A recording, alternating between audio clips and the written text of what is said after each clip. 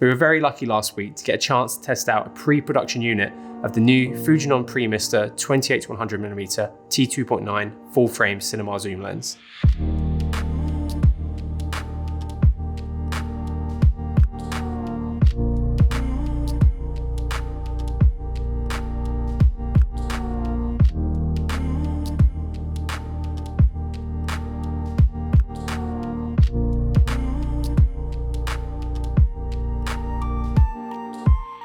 We had the lens for a couple of days before our event that we hosted at our Newman Street space last week to familiarise ourselves with the lens and shoot some controlled tests and a very quick creative test shoot.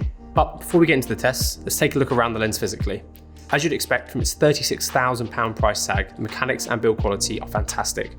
All the barrel movements are smooth and consistent with a nice amount of resistance. Given its large 46.3mm image circle, decent focal range, and optical performance, Fujinon have managed to squeeze a lot of specs into a reasonably sized housing. However, I say reasonably sized, but this thing is still a bit of a monster, measuring in at 25cm in length and weighing in at 3.8 kilograms. To put that in perspective, that's nearly 5 Canon 24-70 f2.8's worth of weight. The lens features a 280-degree focus rotation, a front diameter of 114mm, and 13 iris blades. It will also have the same focus, iris, and zoom gear positions as the 80-250mm, which is scheduled to release later this year. This will make lens changes much easier when using them both together. The lens is also parfocal and has a close focus of 2 foot 7 inches. But enough tech specs, let's take a look at what the lens can do.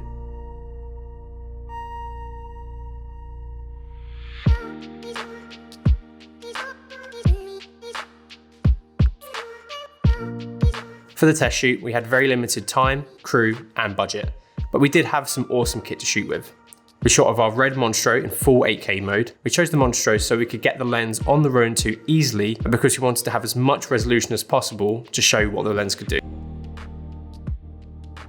We had a solid tripod with us along with the Ronin 2, which the camera spent 75% of its time on. With a few counterweights, we did get it balanced with a Teradek and a focus gear for our Nucleus M. Once rigged together, this setup weighed around 11 kilograms, but luckily we had a ready rig to help with the weight. One of the great benefits of using a zoom on a setup like this is the ability to change focal lengths on the fly, which we did several times during the shoot. Looking at the image, the first notable character is how insanely sharp this lens is. Even wide open, this thing renders an incredible amount of detail, but I actually think this may be too sharp for skin unless you want to see your talent's pores. During the shoot, we shot a bunch of different scenarios to try and test the aesthetics of the lens. One thing I really like is the roll-off to the out of focus areas, which is really nice and smooth. This lens is also incredibly parfocal, so as you zoom through the range, there is hardly any shift in the focus.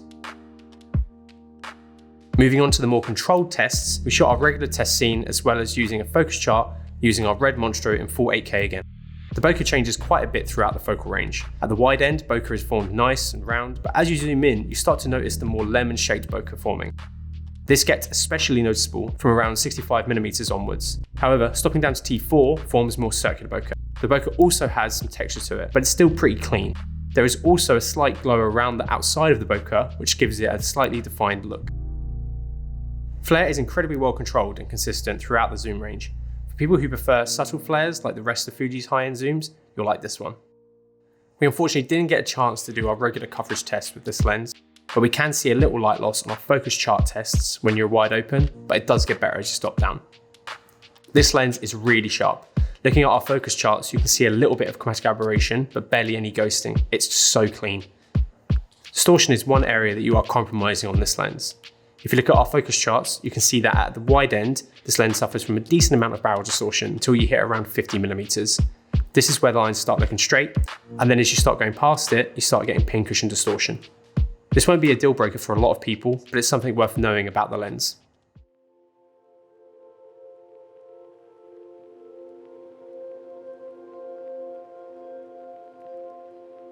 In conclusion, it's very impressive what Fuji have managed to fit in a relatively small form factor. Fujinon's Premier zooms were already some of the sharpest and cleanest zooms I've ever seen, and it seems like they've managed to pair that level of optical performance with a larger image circle and fit it into a more flexible form factor.